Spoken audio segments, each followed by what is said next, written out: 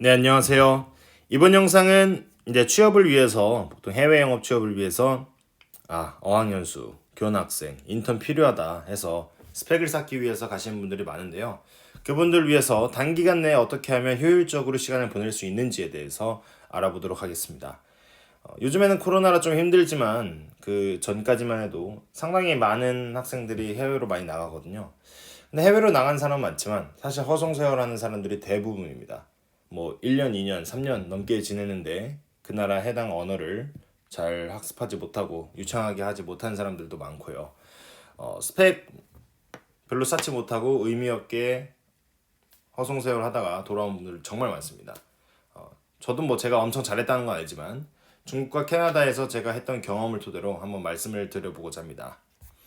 저의 체류 기간은 중국에서는 이제 총 어학연수 이제 이게 때는 하얼빈을 갔었고요. 그다음에 여행은 전국 여행을 좀 기차 여행을 많이 하고 교환학생은 베이징에서 있었습니다. 그다음에 인턴은 청두라는 사천성의 도시에서 했었는데요. 총 14개월이 있었고 캐나다에서는 코어 프로그램이라고 있어요. 내가 직업학교 같이 어학연수를 뭐 몇 개월 동안 하면 그 일정 몇 개월 동안은 또 일을 하는 워크 퍼밋을 줍니다.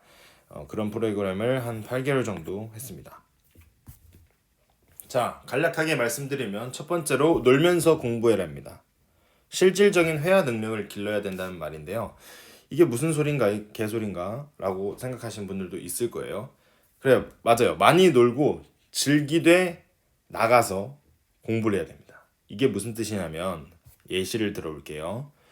중국어 교과서 우리가 보통 뭐 도서관에서 공부를 하든 처음에 사든 처음에 나오는 말 중에 하나가 뭐 나는 누구야? 예를 들어서 我是 안상환 뭐 이렇게 얘기를 하거나 너 지금 뭐 하고 있어? 할 때 교과서에서 나오는 말은 이 말이에요. 你现在做什么? 이렇게 물어보거든요. 근데 사실 중국에선 절대 이런 말을 거의 쓰지 않습니다.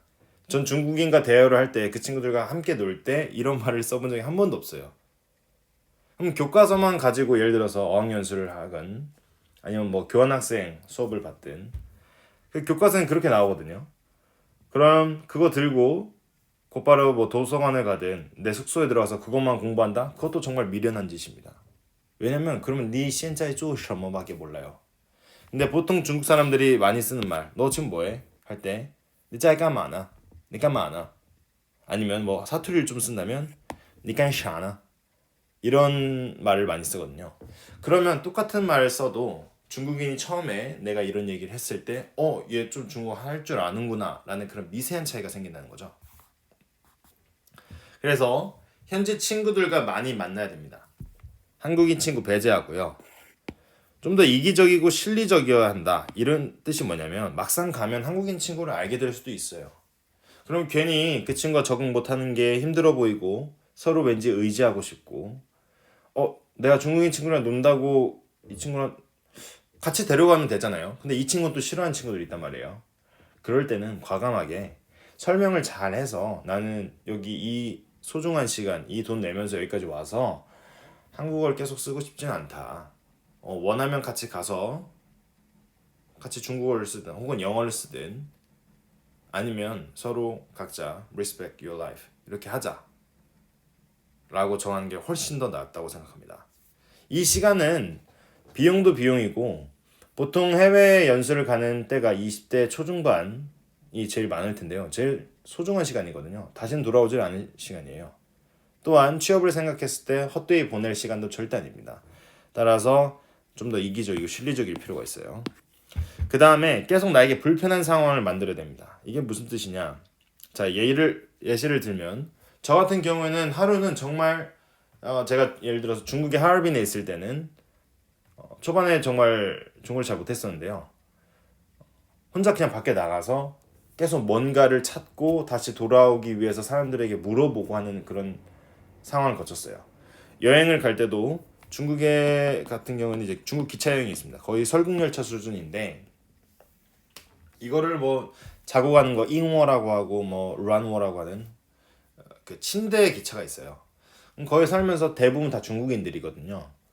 그러면 나 혼자 가만히 있을 수가 없습니다. 결국에 뭐 도움을 받든 얘기를 하기 위해서는 중국인들하고 접촉을 할 수밖에 없어요. 그러한 불편한 상황들을 계속 만들어야 됩니다. 한국말 하면 쉽죠. 중국말 예를 들어서 뭐 처음에 잘 못할 때 저도 지금 많이 실력이 떨어져서 그렇긴 한데 영어든 중국어든 배우는 입장에서 하루 종일 그 나라 언어만 쓰고 있으면 머리 정말 어지럽습니다. 입도 아프고 이제 하다 보면 지치고 진 빠지고 근데 그런 상황을 계속 만들어야지 스스로에게 발전이 있다는 거죠. 그 다음에 나 정말 너무 성격이 소심해요. 적극적이지 못해요. 친구 만나기 어려워요. 할 경우에는 앱을 써도 됩니다. SNS를 쓰든 뭐 어떤 어플 하다못해 정말 할 게 없으면 무슨 친구 만들기 어플 이런 거라도 써서 SNS나마 얘기를 하면서 타자도 늘리고 걔네들이 쓰는 언어도 익힐 수 있겠죠. 그러니까 핵심은 결국 현지 친구들과의 계속 만남을 이끌어 나가낸다는 것입니다. 자, 그 다음에 같은 맥락인데요. 보통 좋은 학교, 그 지역의 좋은 학교에 가면 이 본과생들이 있습니다. 보통 현지인 친구들이 많을 경우가 많죠. 그 다음에 유학생들도 있고요. 그럼 이들과 함께 유학생들도 이미 학교에서 수업 듣는 애들은 예를 들어 중국이라고 치면 중국을 어느 정도 할 수밖에 없습니다. 그럼 얘네들하고 친하게 지내면 당연히 보통 우리가 이제 어학원, 유학원들을 통해서 학원을 가잖아요. 어느 현지 정말 괜찮은 학원이래요. 예를 들어서 캐나다, 미국의 경우 카플란 뭐 엄청 유명해요. 뭐 무슨 다 영어로 돼 있고 중국도 막 보면 뭐 정말 멋있어 보이고. 근데 여기 가면 대부분 다 한국인들이에요. 있어도 다른 외국인들이 있겠죠. 근데 이 사람들은 정말 언어 실력이 최악입니다. 얘네랑 있어봤자 벙어리들 모임이에요. 벙어리들 모임. 당연히 효율적으로 뭐가 더 맞을까요? 제가 말씀드리고 싶은 거는 뭐 장기 유학이 아니라도 교환학생이라도 이런 현지 학교 본과 생들이랑 좀 더 접촉할 수 있는 그런 환경을 만드는 것이 중요하다고 생각합니다. 그래서 학교가 더 낫다라는 말씀이고요. 자, 두 번째. 그때그때 자소서 떡밥을 기록할 줄 알아야 돼요. 무슨 뜻이냐? 예를 들어서 그냥 제가 코트라에서 인턴을 했었는데요. 청두에서 했습니다. 중국의 정두라는 사천성의 도시인데요. 막상 평소에 일하고 뭐 하다 보면 에피소드들이 별로 없어요. 하던 일만 하고 잡일만 하고 인턴한테 대단한 일을 시키지는 않잖아요. 그럼 별로 나중에 돌이켜 봤을 때 정말 이제 한국에 돌아와서 고학년이 되고 취준할 때 나 뭐 했지 생각하면 남는 게 하나도 없습니다. 저 같은 경우에는 이제 엑셀 파일을 만들었어요. 그래서 내가 만났던 사람들 그날 다 적어놓고 새로 만난 사람들 그 사람들에 대한 에피소드들 혹은 저 같은 경우는 전시회를 하거나 어디 여행을 하거나 아니면 뭐 통역을 잠깐 한 경험도 있는데요. 이런 거 그날 에피소드를 다 써놓는 겁니다.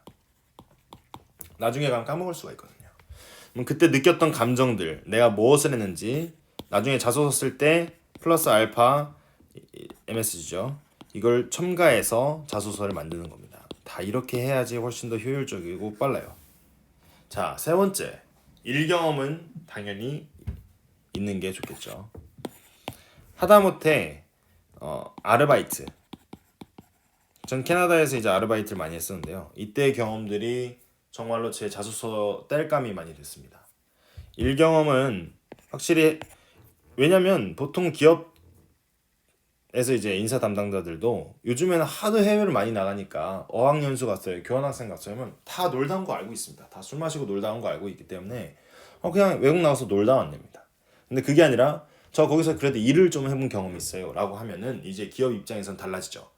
그냥 논 게 아니라 얘는 외국인들과 맞다이가 가능하구나, 같이 일할 줄도 알고 거기에 자 보세요. 일하게 되면은 여러 요인이 필요하죠. 언어도 당연히 어느 정도 해야 될 테고 또 팀워크도 중요하고 조직에 녹아드는 그런 자신의 성향도 상당히 중요하고 이런 점들을 다 보기 때문에 일 경험 많은 거를 좋아하는 겁니다. 많을 필요도 없어요. 그냥 좀 몇 개 아르바이트여도 좋으니까 단순히 놀다 오는 것보다는 인턴이라든 뭐 아르바이트든 아무거나 해오는 게 좀 더 좋을 것 같습니다. 자, 네 번째. 혼자 배운 것을 정리할 시간이나 시기도 필요하다는 거예요. 저 같은 경우에는 캡처 공부법을 자주 사용했었는데요. 중국어든 영어든 그날 당일에 그 현지 친구들과 만나서 놀든 아니면 일을 하든 새롭게 아는 단어가 생깁니다. 새로운 문장 표현이 생기게 되고요. 그러면 자, 예를 들어서 중국에서는 좋은 진짜 막 쩔친 있죠, 남자들끼리. 그러면 교과서에서는 내 정말 좋은 친구야, 친한 친구야, 라오펑요, 하오펑요 이렇게 하거든요. 근데 절대 그렇게 안 씁니다.哥们이라는 사투리를 쓰거나 뭐 다른 표현들도 있겠죠. 일단 그걸 처음 배웠어요. 그러면 당연히 캡처를 하는 겁니다. 네이버 뭐 사전이든 그 화면을 캡처해요. 그러면 이 단어들이 하나하나씩 캡처하는 게 많아지겠죠. 그러면 집에 돌아왔을 때 아니면 다음날 일어났을 때 그 캡처들을 계속 보면서 표현을 익히고 그리고 그 다음날 사용하는 거죠. 그리고 다시 또 외우고. 이 반복이 계속 될수록 내 회화 능력이 점점 더 업그레이드 되고 내가 가지고 있는 회화 능력보다도 다른 사람들이 보기에는 야, 쟤 진짜 좀 잘한다 라는 효과까지도 불러일으킬 수 있습니다. 그 다음에 이렇게 노는 것도 중요하지만 각 잡고 방에서 정리하는 시간도 필요합니다. 저는 하얼빈에 있을 땐 정말 많이 나가 놀았어요. 중국어를 아예 못한 상황에서 막 빨아들이는 입장이었기 때문에 실력이 당연히 많이 늘었는데 이게 보통 한 반년, 1년 정도 이렇게 싸돌아다니다 보면은 이제 어느 정도 정체가 와요. 왜냐면 내가 발음이나 표현이 어느 정도 투박하더라도 이제 애지간히 다 소통이 가능할 시간이 오거든요. 그럼 그런 시기가 오면 공부를 안 하게 돼 있어요. 아니면 효율이 좀 떨어지거나 그럴 때 이제 좀 아카데미컬하게 가가지고 예를 들어서 뭐 미드, 중드 드라마를 본다던가 아니면 학교에서 배웠던 표현 이런 걸 다시 한번 정리하고 또 다시 사용하는 이 패턴이 반드시 필요하다는 겁니다. 그리고 귀국하기 전에는 저 같은 경우에는 어학시험 대비를 했어요. 한 달 전 아니면 뭐 적어도 한 3주 전.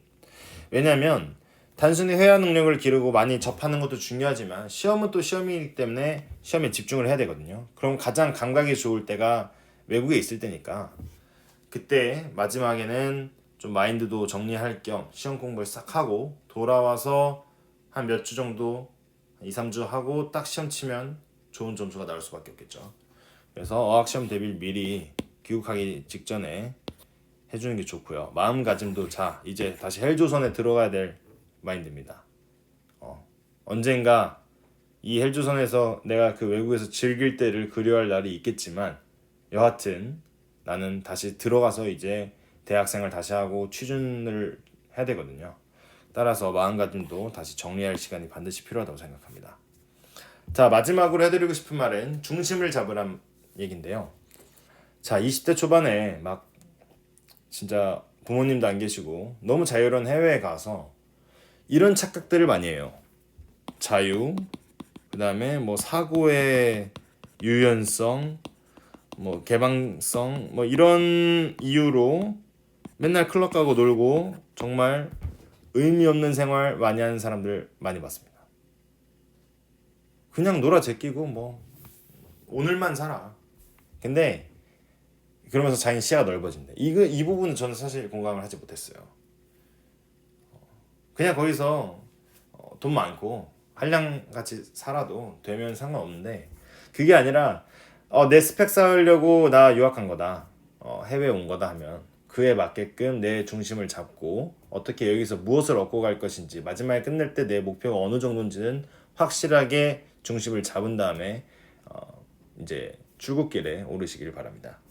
네, 이상입니다. 감사합니다.